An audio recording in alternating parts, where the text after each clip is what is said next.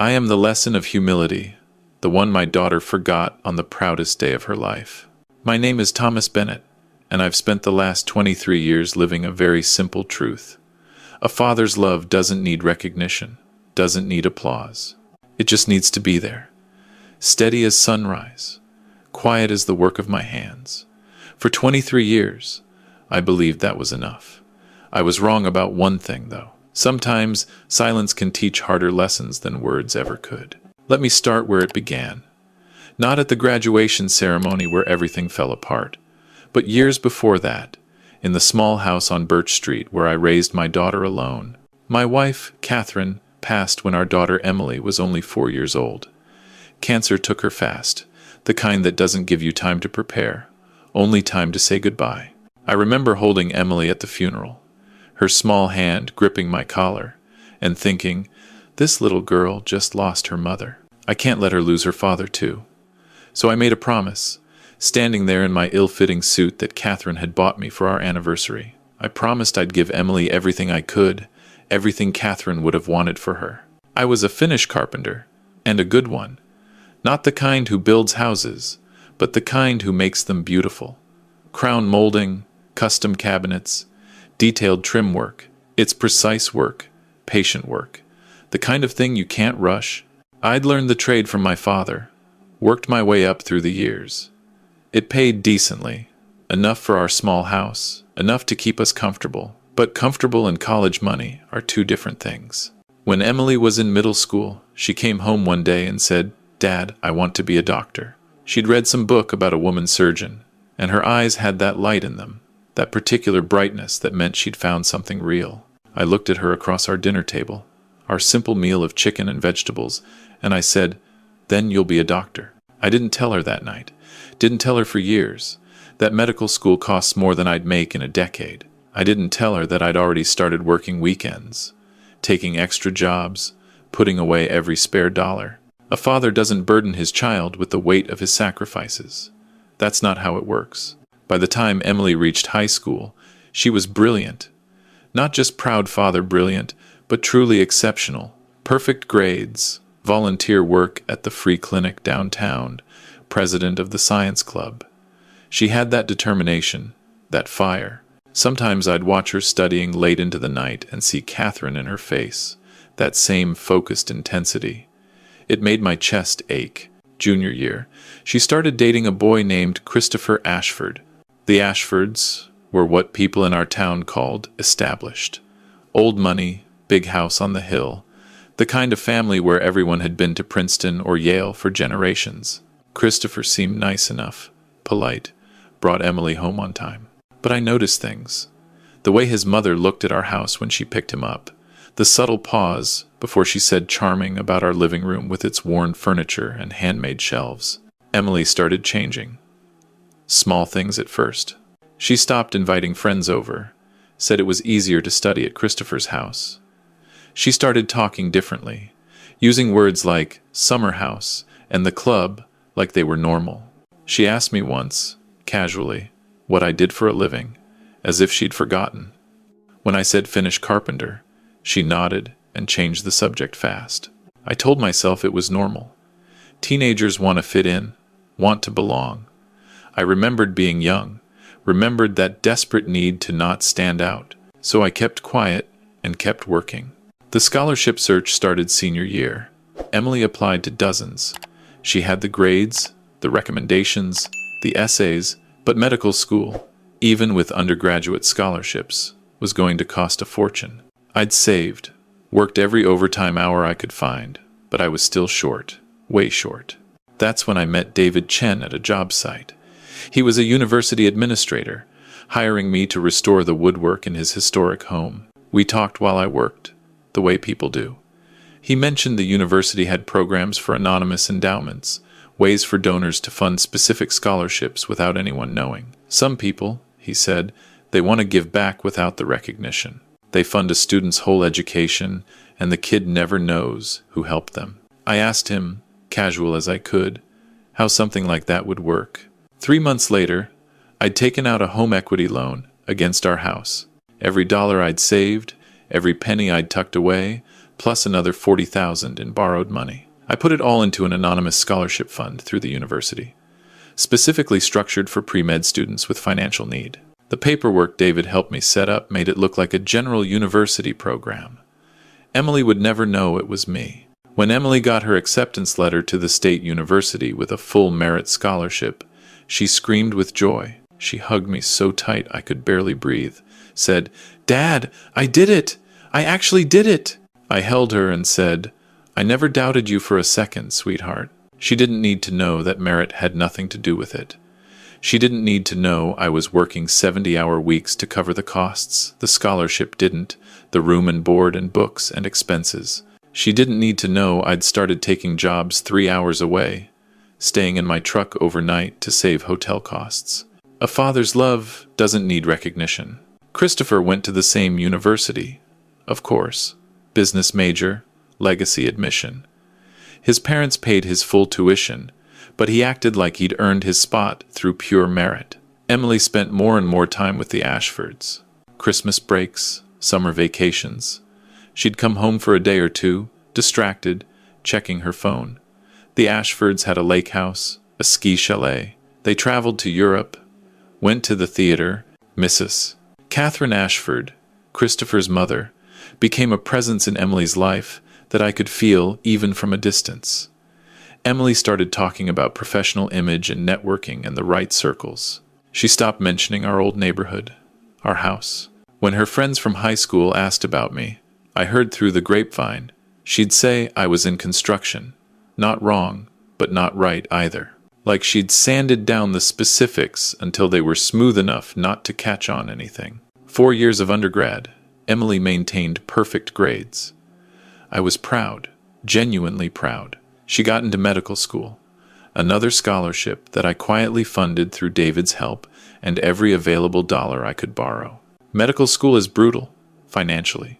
Even with the scholarship, I was taking jobs I normally wouldn't, commercial work, big crews, where I was just another pair of hands instead of a craftsman. The work was harder on my body. My back complained more. My hands ached in the mornings. I was 63 years old, doing the work of a 30-year-old, but every dollar went into that fund. Emily called less. At first once a week, then once a month, then only when she needed something. Information for financial aid forms, my signature on paperwork. She stopped saying, "I love you," at the end of calls. Just, "Okay, thanks, gotta go." Christopher proposed during her 3rd year of medical school. She texted me a photo of the ring. A text. Not a call, not a visit. A photo of a diamond that probably cost more than my truck, with the caption, "We're engaged." I called her immediately. "Sweetheart, that's wonderful. Congratulations." "Thanks, Dad." Her voice had that distracted quality, like she was looking at something else. "We're planning an engagement party next month. I'll send you the details." "I'll be there," I said. "Wouldn't miss it." There was a pause, a long one. Then she said, "It's going to be pretty formal, at Christopher's parents' house. Just so you know." I understood what she was really saying. "Dress nice. Don't embarrass me. Fit in." "I'll wear my suit," I said. The same one from Catherine's funeral, updated with a new shirt, but she didn't need to know that. The engagement party was everything I expected. The Ashford mansion, because that's what it was, sat on 3 acres with a circular drive and actual pillars. Inside, everything gleamed. Chandeliers, polished floors, servers in black and white carrying trays of champagne and tiny foods I couldn't identify. I wore my suit and tried to blend in. Emily barely spoke to me. She introduced me to exactly 2 people, both times saying, "This is my father, Thomas."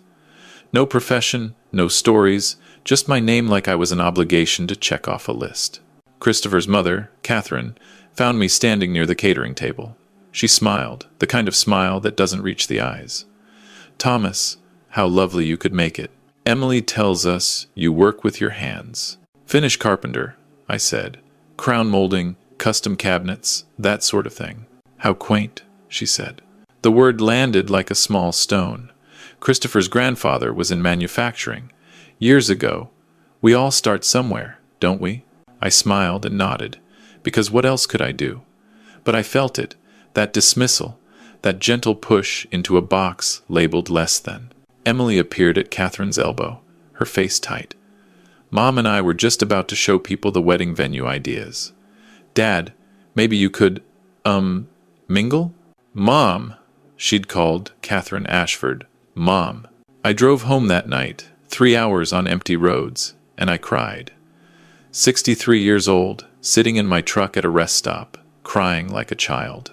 Because my daughter, my Emily who I'd given everything to, who I'd worked myself to the bone for, had just erased me. Not with cruelty, but with something worse. Casual dismissal, like I was an embarrassment to be managed. But I didn't say anything. I didn't call her, didn't demand an explanation. A father's love doesn't come with conditions, doesn't withdraw when it's not appreciated. It just keeps going, quiet as the work of my hands. Medical school graduation was scheduled for a Saturday in May. Emily called 2 weeks before. Dad, I'm graduating. I wanted to let you know. I'll be there, I said immediately. Front row if I can manage it. Another pause. It's going to be a big event. Christopher's whole family is coming. There's a reception afterward at their house. I understand, I said, though I wasn't sure I did. And Dad? Her voice changed, got quieter. Can you maybe, I don't know, dress nicely? It's important to Christopher's family. Of course, sweetheart. Whatever you need.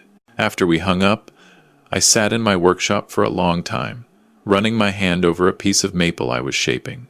Smooth grain, beautiful wood. You have to respect the material, work with its nature, not against it. I wondered when Emily had stopped respecting where she came from. But I went shopping anyway. Bought a new suit, the first one in 15 years. Navy blue, properly fitted, new shoes, new tie.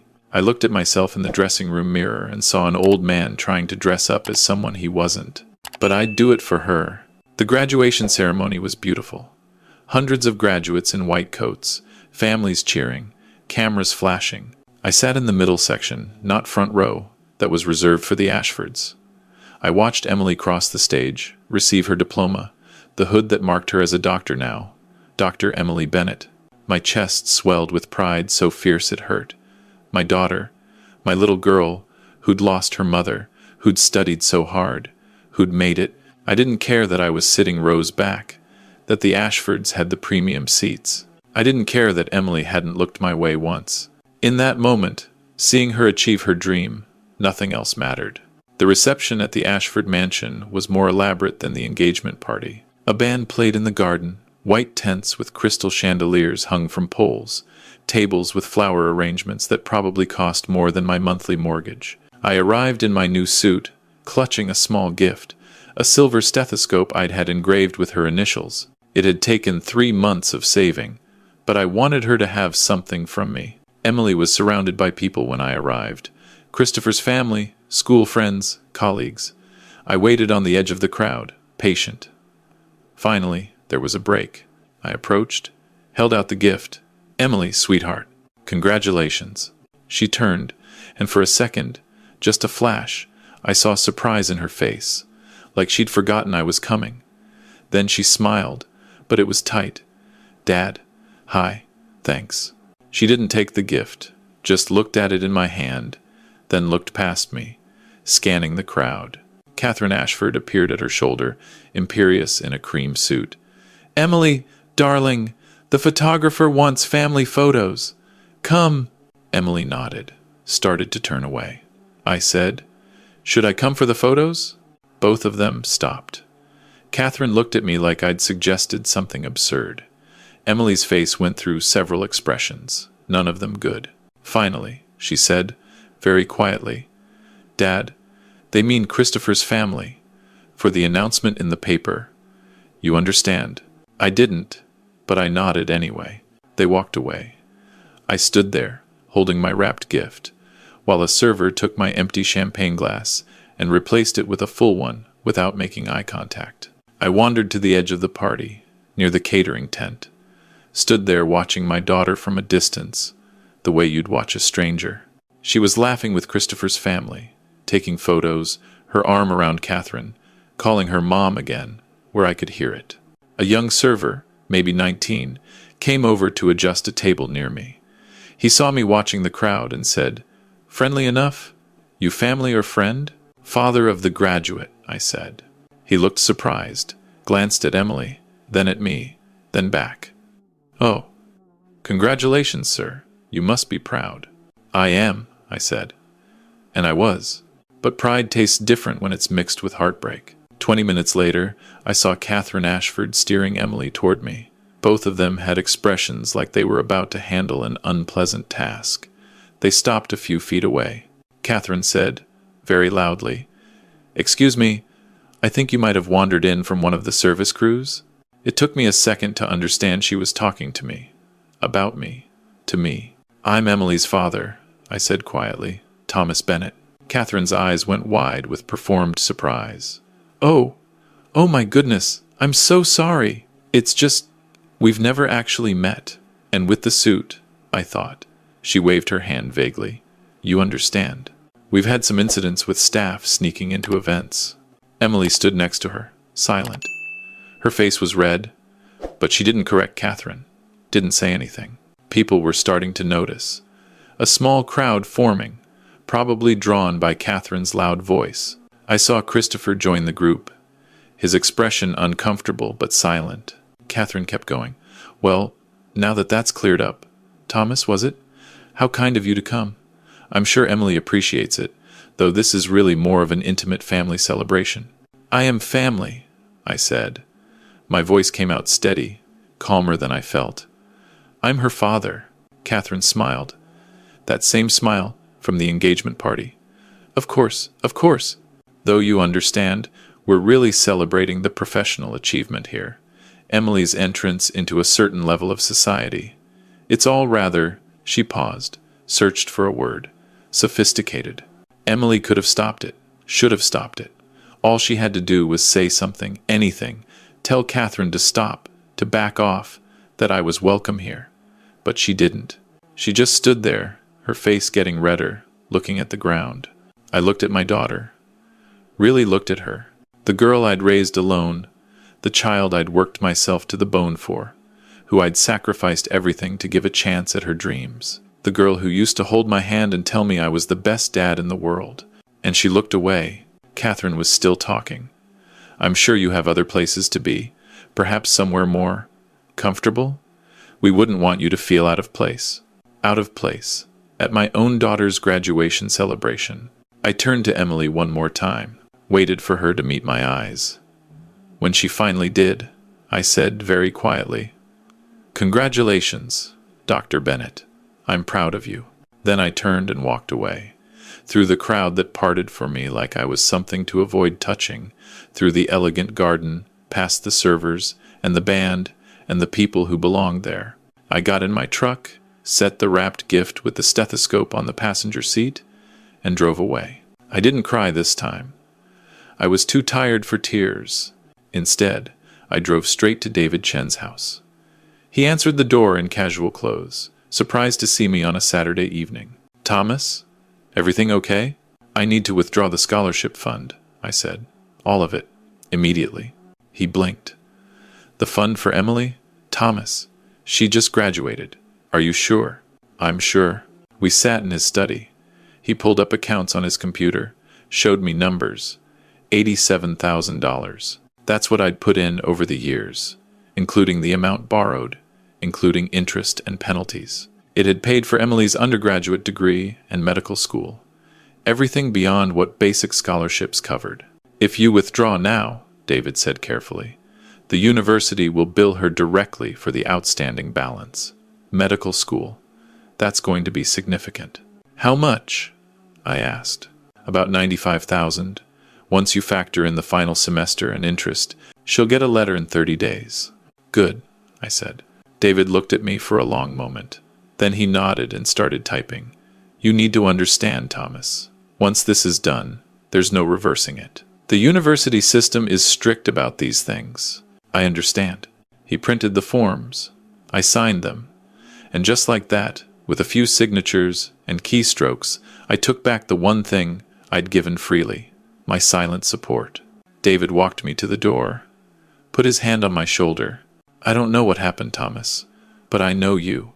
You're a good man. Whatever your daughter did, I'm sure it hurt. She forgot, I said. She forgot where she came from, who made it possible. And that's on me for never telling her.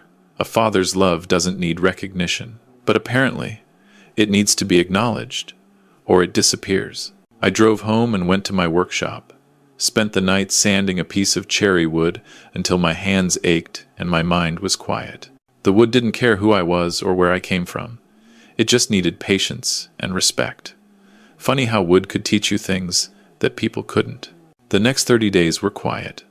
I went back to work, regular jobs, nothing rushed. My body felt lighter somehow, like I'd set down a weight I'd been carrying so long I'd forgotten what it felt like to stand straight. Emily didn't call. Not once.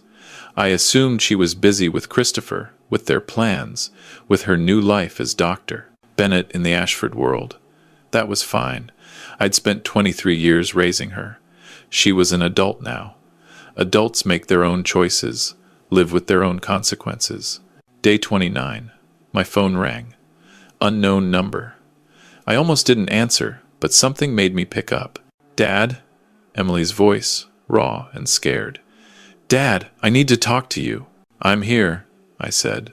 I got a letter from the university. They're saying my scholarship was withdrawn, that I owe $95,000. They're saying I have 30 days to pay, or they'll send it to collections and report me. Dad, I don't understand. My scholarship was guaranteed. How is this possible? I was quiet. Let the silence stretch. Dad, are you there? Did you hear me? $95,000. I don't have that kind of money. Christopher's family won't help, they said. It's important I learn financial responsibility. Dad, I'm going to have my degree revoked if I don't pay. They can do that. I looked it up. I won't be able to get my medical license. Everything I worked for. Everything you worked for. I repeated softly. Yes, Dad, I'm freaking out here. I don't know what to do. The letter says the scholarship was privately funded and the donor withdrew it. Who would do that? Who would give someone a full ride for years and then just take it back? It's cruel. She stopped. The silence on the line was sudden and complete. When she spoke again, her voice was different, smaller. Dad, what was the name of your scholarship fund? The Bennett Anonymous Education Endowment, I said. Through the University Development Office, set up 7 years ago. I heard her breathing, fast and shallow. It was you. The scholarship, all of it was you. Yes, but how? You're a carpenter. You don't have that kind of money. No, I agreed. I don't. I took out a loan against the house, worked every overtime hour I could, took jobs 3 hours away, slept in my truck to save costs, worked 70, 80-hour weeks for 7 years, Emily. Everything I had, everything I could borrow, I put into that fund. So you could be a doctor. So you could have the life your mother and I always wanted for you. Silence. And 2 weeks ago, I continued, my voice still quiet, still steady. I watched you stand there while Christopher's mother suggested I didn't belong at your graduation party. I watched you call her mom. I watched you look away when she implied I was hired help. And you said nothing, not one word in my defense, so I made a phone call. Just like you didn't speak, I didn't speak. I just signed some papers, and I let life teach you something I apparently failed to. Gratitude. Dad, her voice cracked. I'm sorry. I'm so sorry. I didn't mean... Yes, you did, I said. You meant it. Maybe not consciously, maybe not cruelly, but you meant it. You were embarrassed of me, of where you came from. You rewrote your own history to fit into their world, and I became collateral damage. What do I do? She whispered. How do I fix this? You pay the debt, I said. You get a loan, you work, you figure it out, the same way I figured it out for 7 years without you knowing. The same way people from my world, from our world, have always figured it out. You wanted to be one of the Ashfords? Well, they understand debt and responsibility. Figure it out. But Dad, I can't. That's my entire future. It was my entire present, I said. Every day for 7 years. My back, my hands, my time, my house. That was my present, Emily. And I gave it freely because you were my daughter and I loved you. But love needs two people, one to give it and one to see it. I heard her crying. Part of me wanted to take it all back, to tell her I'd figure something out, that I'd fix it like I'd always fixed everything. That's what fathers do, right? We fix things. But another part of me, the part that had been dismissed and forgotten and erased, that part stayed quiet. If you figure it out, I said, if you find a way to pay that debt, then call me. We'll talk. But Emily, I need you to understand something. I didn't do this to punish you. I did it because you need to learn that nothing in this life is free, and nobody is beneath you. Every person you meet, from the server at the party to the carpenter in the worn suit, they have a story. They have value. And maybe some of them sacrificed everything so you could be where you are. I know, Dad. I know that now. No, I said. You know it intellectually. You need to know it in your bones, the way I know what 7 years of sacrifice feels like. When you know it that deep, when you really understand it, then we'll talk. I hung up. The next day, I got a call from Christopher. His voice was tight, angry. Mr. Bennett, what you've done is unconscionable.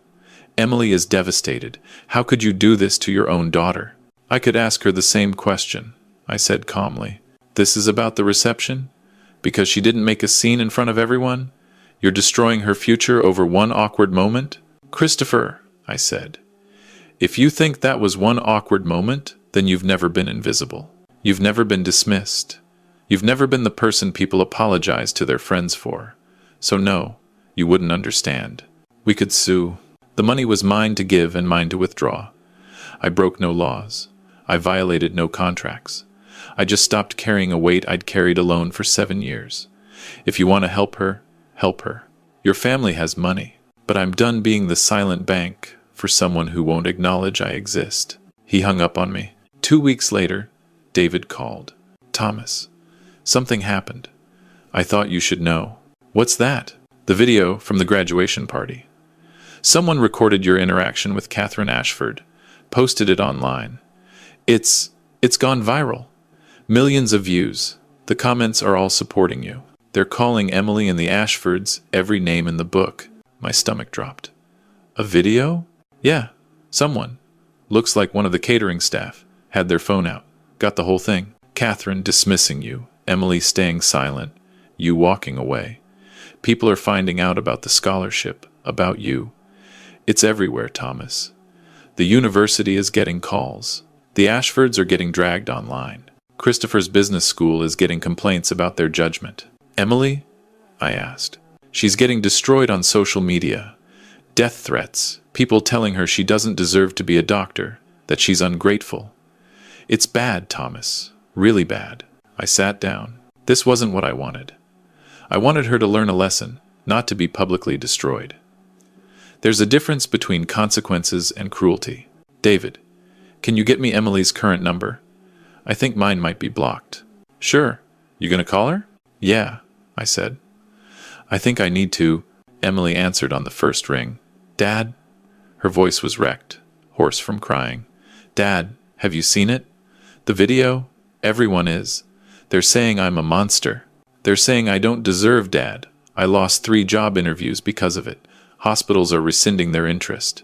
Christopher's family won't return my calls. Christopher broke up with me. He said his family's reputation can't handle the association. Dad, I'm losing everything. I know, I said. I saw. Did you do this? Did you release the video? No, I said, honestly. I didn't. Someone at the party recorded it and posted it. I had nothing to do with that. But Emily, here's the thing. I could have stopped this at any point. At the party, I could have made a scene, could have called you out publicly. I didn't. I left quietly, but someone still saw it. Someone still knew it was wrong. You don't need me to punish you. The world is doing that because what you did, what you allowed to happen, it was wrong. And people recognize that. I know it was wrong. She was crying hard now. I know, Dad. I've known for a long time. I was so caught up in trying to fit in, trying to be someone I thought was better than who I was. And I forgot everything that mattered. I forgot you, I forgot Mom, I forgot who I was. And now, I've lost everything, and I deserve it. You don't deserve to be threatened, I said firmly. You made mistakes, bad ones, but you don't deserve death threats. Nobody does. What do I do? I thought about it. About Catherine, about the promises I made at her funeral, about the daughter I'd raised, who'd been kind once, who'd loved deeply once, before the world told her she should be ashamed of where she came from. You start over, I said. You make a public statement. You apologize, genuinely. You acknowledge what you did wrong. You explain that you were wrong to be embarrassed of your background, wrong to distance yourself from your roots, and then you start paying back that debt. Not to save your reputation, but because it's the right thing to do. The debt, she whispered. Dad, I don't know how. You work, I said.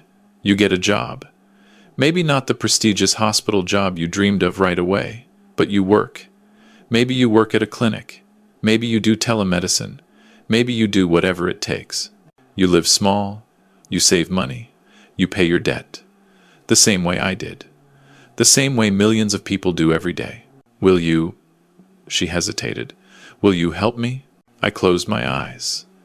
This was the moment where I could either hold firm or soften, where I could teach the lesson fully or cushion the blow. I'll be there for you, I said.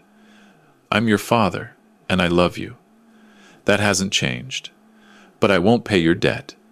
That's yours to carry. I'll give you advice. I'll support you emotionally. I'll be here when you need to talk. But you need to do this yourself. You need to feel what it's like to work for something, to sacrifice for something. Not because I'm punishing you, but because you need to understand what was given to you. You need to understand your own privilege and your own responsibility. Okay, she said, her voice small. Okay, I understand. And Emily, when this is over, when you've paid your debt and learned what you needed to learn, I'll be here. We'll rebuild this. But it has to be real. You have to really understand. I do, Dad. I promise I do. We talked for another hour. I told her about her mother, about the promises I'd made, about the years of work, the sacrifices, things I'd never told her because I'd thought they didn't matter. But they did matter. Silence hadn't been strength. It had been a missed opportunity to teach her the value of what she had. Over the next 6 months, I watched my daughter learn. She got a job at a rural health clinic, $40,000 a year, treating underserved populations. She moved into a tiny apartment, sold the designer clothes, started taking the bus. She sent me photos sometimes. Her at work, tired but smiling.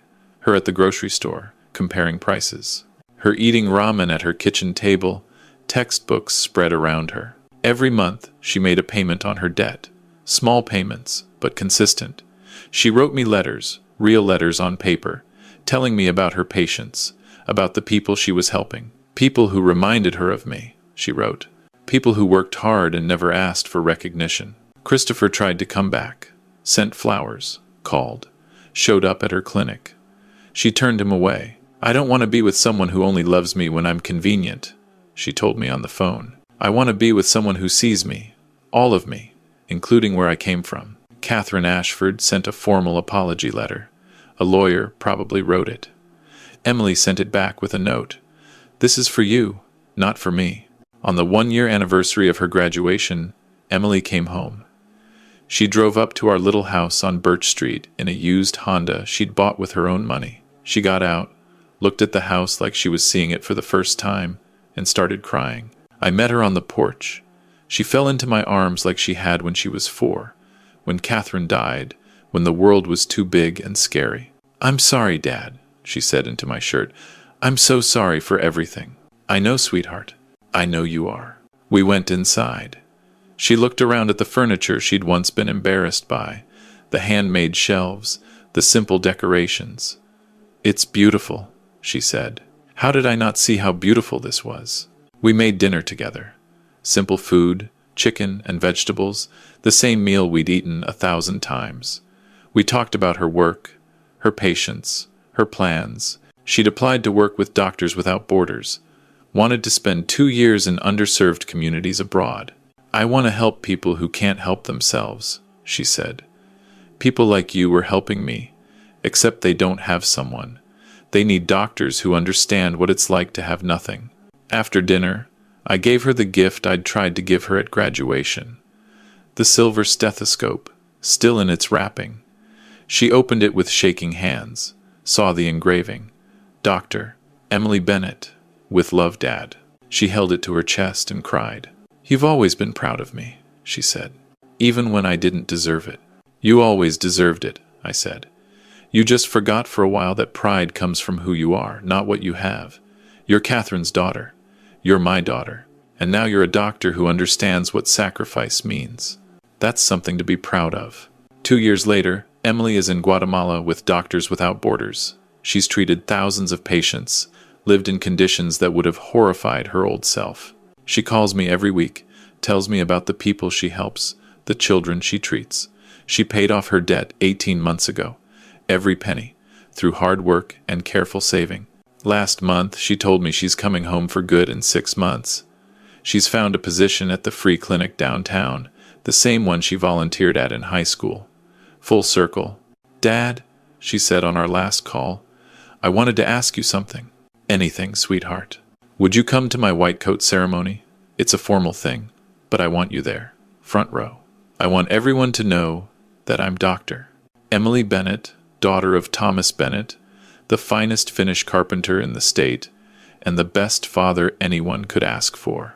I had to put the phone down for a second. Had to wipe my eyes. "I'll be there," I said. "Wouldn't miss it. And Dad, wear your work clothes, the ones you wear in your shop. I want them to see where I come from.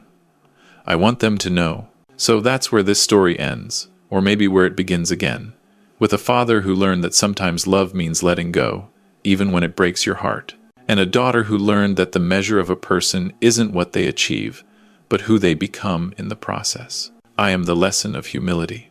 I am the quiet sacrifice. I am the work of steady hands and patient years.